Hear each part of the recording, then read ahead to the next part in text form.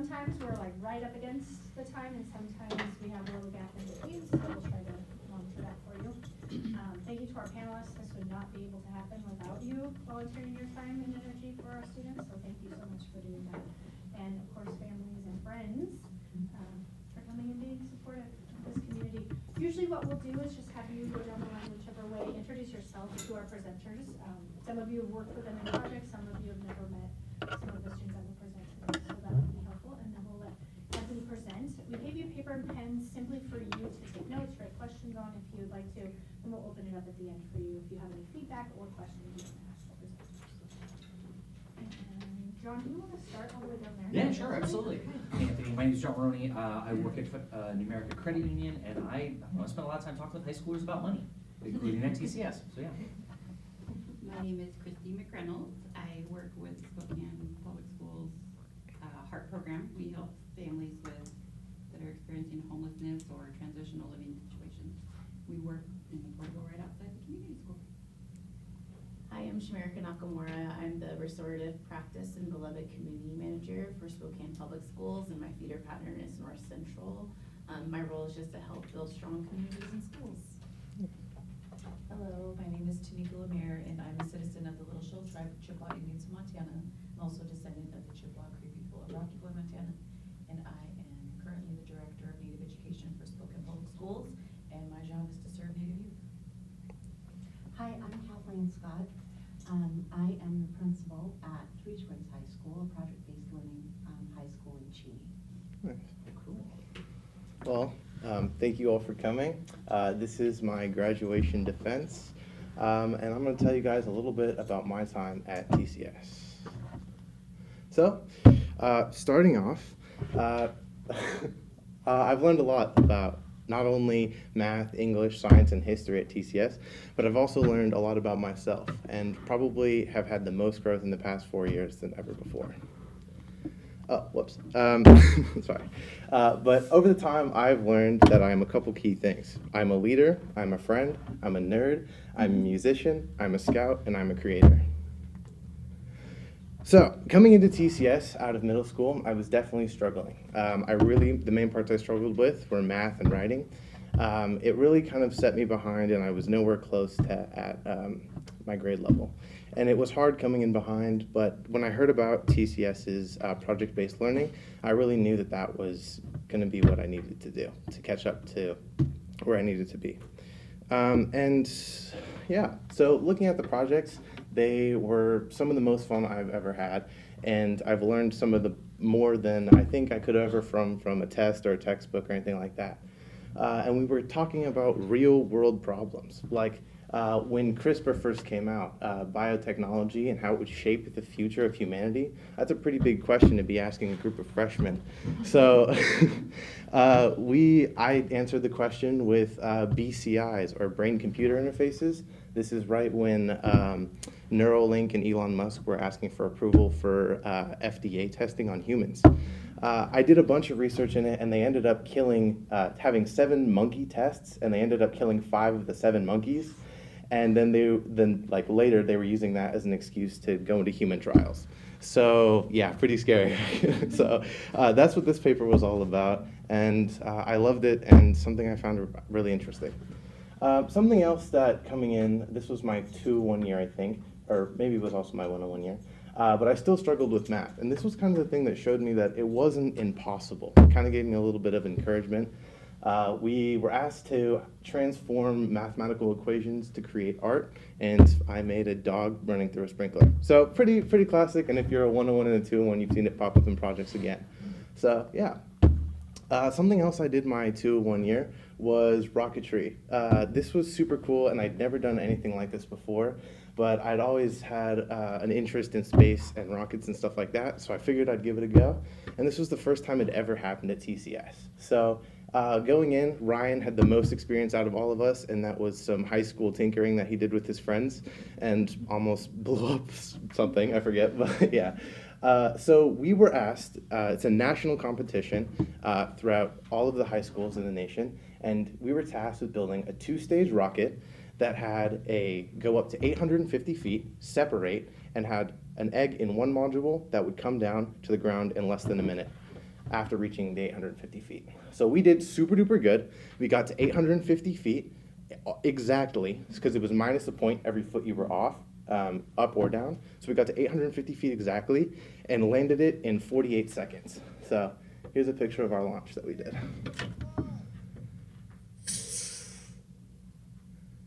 And then the poof you see right about there is the separation of it. And yeah, so we were trying to make sure that the parachutes didn't get tangled or anything like that, and it was perfect. And we actually did 12th best in the nation, which is really good, but unfortunately the top 10 teams went to nationals and got the scholarships. So close, but not quite. There we go. 301 and 401 year. This is where I really took it to the next level. We were asked that we're going to have to do a lot more agency and a lot more self-sufficiency, and that really, I kind of took it as a challenge, and I really brought it up to the next level. So these are the projects I did my 301 and 401 year. These are actually all 401 projects because, I don't know, they were kind of better. Through college and the high school, we did Law and Order, which we sent a team of lawyers to go storm the Gonzaga School of Law and bring them some cases in their trial room that they had. So we did some mock court cases. My court case was specifically, I was a lawyer for the District Department of Education, fighting for, well, the wrong side, unfortunately. So this lawsuit was about a student who had gone through high school and was applying for colleges and didn't get into any of the colleges that he wanted to. And so he was suing the State Department of Education for not providing an adequate education to get into college. I had to play a little bit of the devil's advocate, and we ended up being the only case that split the jury perfectly down the middle and didn't end up getting one way or another. So that was super fun and taught me a lot.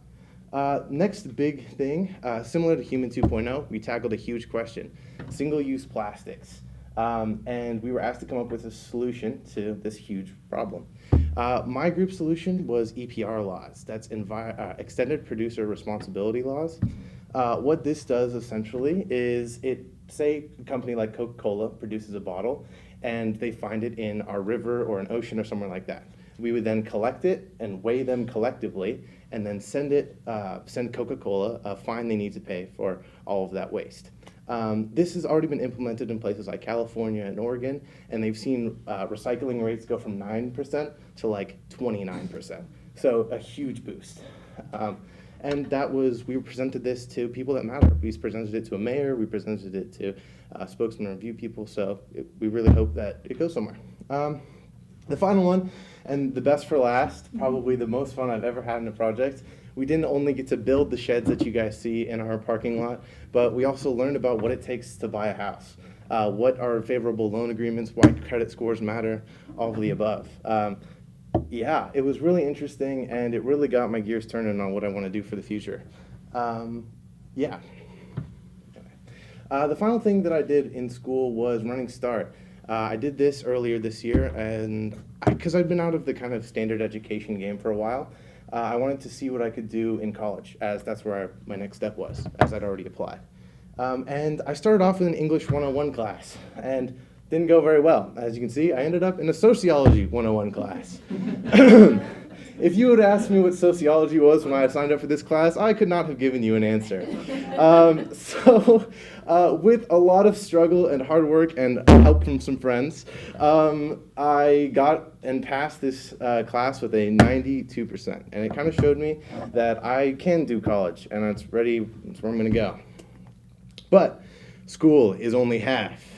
The other half, school starts at 9 o'clock, and goes until 3. The other half of the day, I'm out, saving the city. No, I'm just joking. Outside the other half, I've dedicated a lot of the time to my Eagle Scout. I've spent 7, almost 8 years now dedicated to specifically this.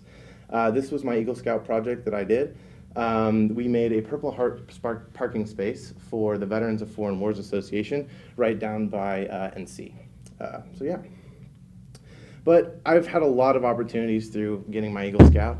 One of them was working at a very cool summer camp called the National Youth Leadership Training Council. And what we do is we take scouts from all around the council, we put them into a summer camp, and then put them in tiny groups of people that they've never ever met before. And this kind of forces them to go through the stages of team development, storming, norming, forming, whatever. There's four, yeah. But yeah, it kind of forces them to go through those stages of team development. And I was lucky enough to not only go through it as a participant, but also go back to it as a staff member, and I learned even more as a staffer. The second thing that I was also had a huge opportunity to do was the Order of the Arrow. This is a nationally recognized honor society for scouts that go above and beyond and live the Scout Oath and Law in their everyday life. This is a huge deal because it's one of the only societies of which non-members actually elect the members. So you have to be like truly stand out in order to get in. This is a huge deal because the first weekend you go through this thing called an ordeal, where they send you up into the woods where you're not allowed to eat or not allowed to talk, and you have to go up with just a tarp and a knife and go spend the night up into the woods. And it was super cool. Quick advice, if the stars look clear, don't believe it's not going to rain. So I decided to sleep in a ditch that night, and it rained. Woke up very muddy. And so we weren't allowed to do, it's very specific. It's a tradition that's been going on for a long time. And we worked very closely with the Spokane and Nose Pierce tribe. And yeah, so we get to do a lot of really cool traditions and stuff like that. Computers is another thing I'm really into, and got my first computer at 7 years old and hacked it by 8 years old to where I'd locked my mom out of the computer and she couldn't put the parental controls back on. Thank you. But over my time in high school, I've learned 4 computer languages, or most of, Python, HTML, C++, and JavaScript, as well as assortment of other internet programs. Yeah, so here's an example of some code that I was doing when I was working only with Python. This was what I was working on, a data scraper. So what it does is it takes information or text from a website, and then I had it formatted so it would send me an email.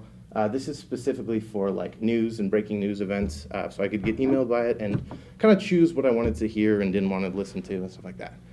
So yeah. Next thing I'm really into, cars. I've had quite the adventure with cars.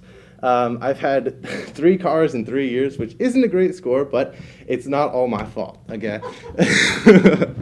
I was able to sell the first car. I bought it for $6,000, was able to sell it for $8,000.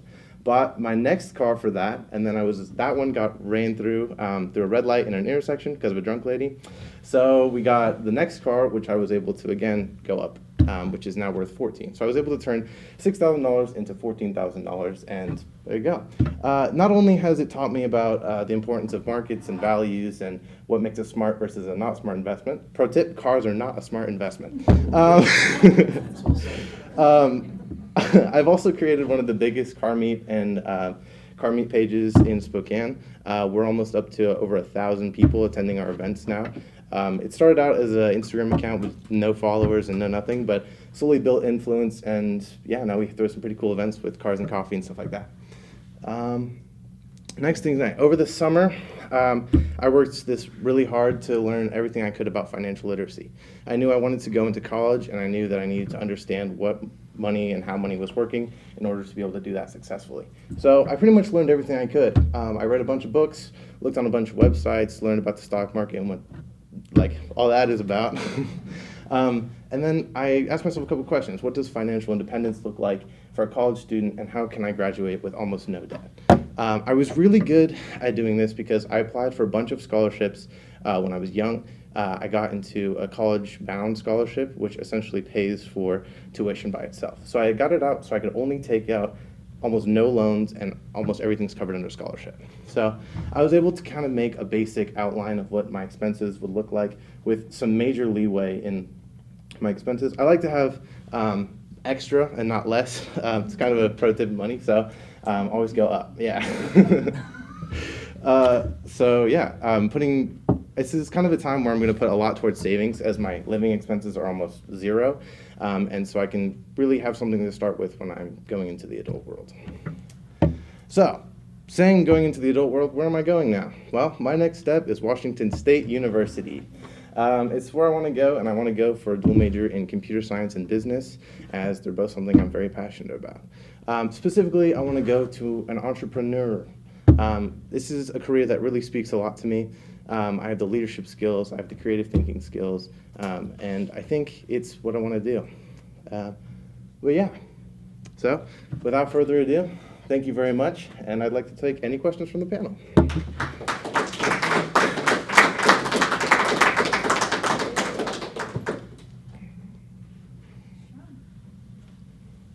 have a question. Yeah, When you talked about the national competition for your rocketry challenge, yeah. how did you learn about that? Was that something the school shared with you, or did you seek that out on your own? Yeah, so it was a wellness that was provided by the school at first, and then Ryan got us a bunch of resources. We got like some super high level like rocketry model software, where we could like add different pieces on, different nose cones, and kind of test it all on the computer. And then they would give us a parts list, and that's what we bought, and then we put it together and did it. So there was a lot of testing, but it was all like software kind of stuff, if that answers the question. And how many people or how many other teams were in the competition? I have no clue. It was like I think it was almost every major high school in the nation. So, yeah, it was a national competition. So, yeah, yeah. Along the lines of that competition, how many failures do you think you had before you had the success? And how do you feel like those failures, how did you react to those failures? Did that prepare you for, like, I have to try things more than once before I can get what I want out of it? Like specifically for the competition or just overall? Just in general, how did that prepare you for life? Yeah, it's, I don't know, trial and error. It's how it goes, you know? And you can kind of hope you can plan, but it never goes how you think. And it's kind of how you deal with the change and like, that really separates the people who are just going to take a line down and people who are going to try and do something about it. So, yeah. And it's forming. Yeah. Forming, storming, norming. And That's what, norming, that's the one I was missing. There we go. Yeah. It's a crucial stage. You mentioned that before you started your 301 year that they said to you that you were going to have to really think about agency and self-resiliency. Yeah. I see agency and resiliency in what you've presented, but how do you feel that, or who and how were you supported to make that happen? Yeah, definitely my mom, definitely number one. I couldn't have done my Eagle Scout stuff without her, and school was definitely, she was there all the way, even through the hard stuff, so thank you. But yeah, a lot of friends are incredible, just kind of encouragement along the way of like, yeah, you know. So. Oh, and of course teachers, obviously. They had to deal with it all along the way. They had to deal with it all the way, and even through all the friend stuff, which they probably didn't approve of too much, but you know, yeah. Any other questions? Yeah, I mean, my goodness, to hear a young person talk about their personal finances so transparently just makes the financial educator in me just so proud.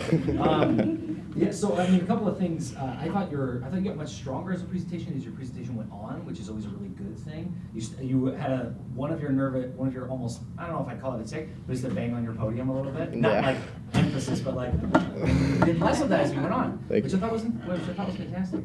A good usage of humor, and I think it's a tool that will continue to serve you well.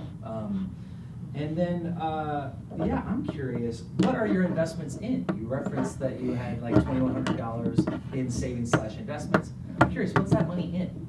Especially on the investing side. I'm not curious about the savings account. Yeah, I don't know. I've opened up like a IRA and stuff like that, so for stuff like that. But other than that, nothing really too specific, you know. Okay. Right? What's the money in your IRA invested in though, specifically?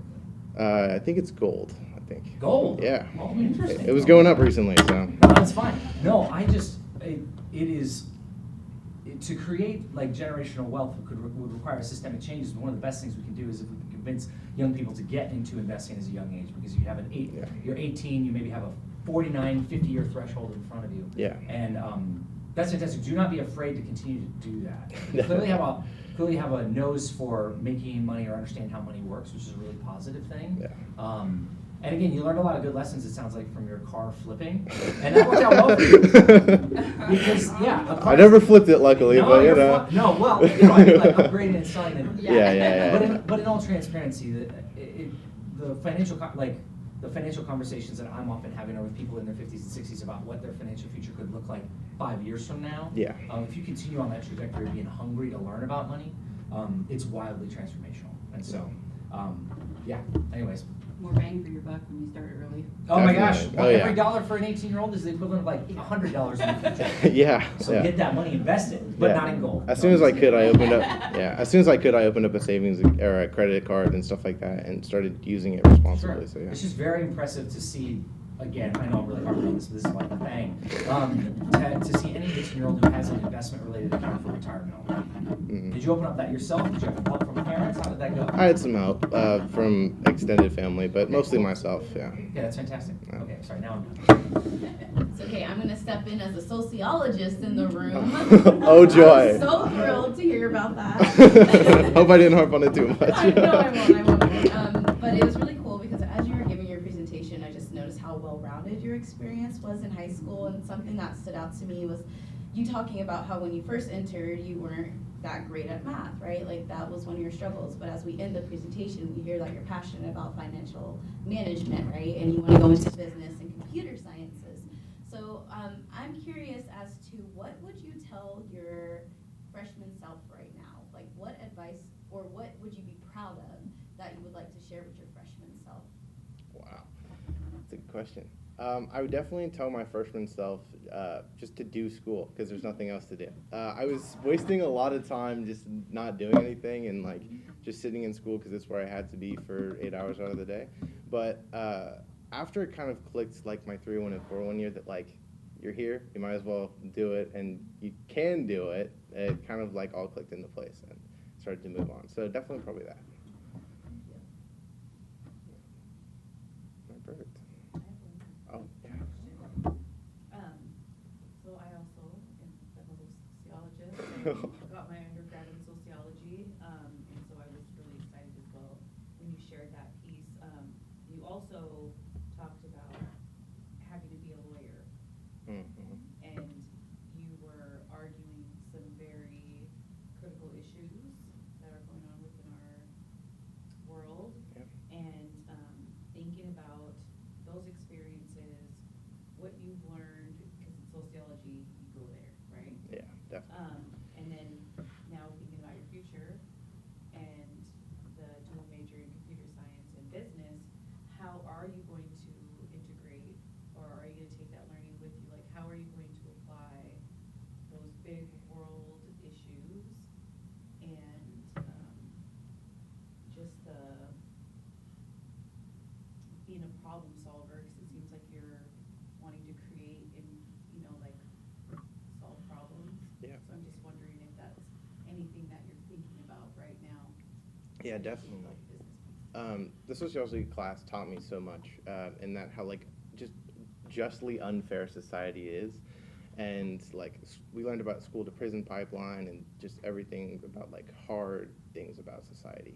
And I think it kind of took it to heart in that like I want to do something better, like better the world in some way, and it doesn't like just to make it a little bit more even, you know, like wealth being distributed properly is probably a big thing, which is why it's kind of come to like one of my main focuses. And I don't think I can directly solve that problem without being a member of like government, which not really into that, but yeah, it's something that I'm always gonna look for a way to like kind of incorporate it and make it just a little bit more fair. So I would say yeah.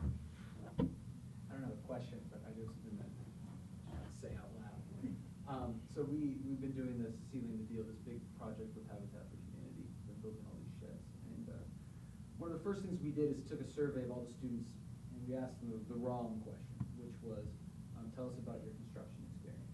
Tell us about the thing you built in the backyard with whoever. We identified the 10 or so students with like the most experience. This one built a skate park or a skate ramp. This one built a shed. This one built like a fort. And we organized the groups around those people. And then fast forward to the end of the project where we've bitten off more than we can chew. That's why the sheds are still out there. I don't want to talk about it. They're slowly. Yeah, so we're out there and we're building, it's all facilitators. The students are in other classes now, so we're like jumping out there on our prep. And we're doing these cuts and these measurements, and it's me as Matthew, it's Finn, the three facilitators who were actually on the construction side of it. And I just mused out loud, knowing my answer, like, if you could grab any student, who would you pull out here? And their answer was immediately you. And that was my answer as well.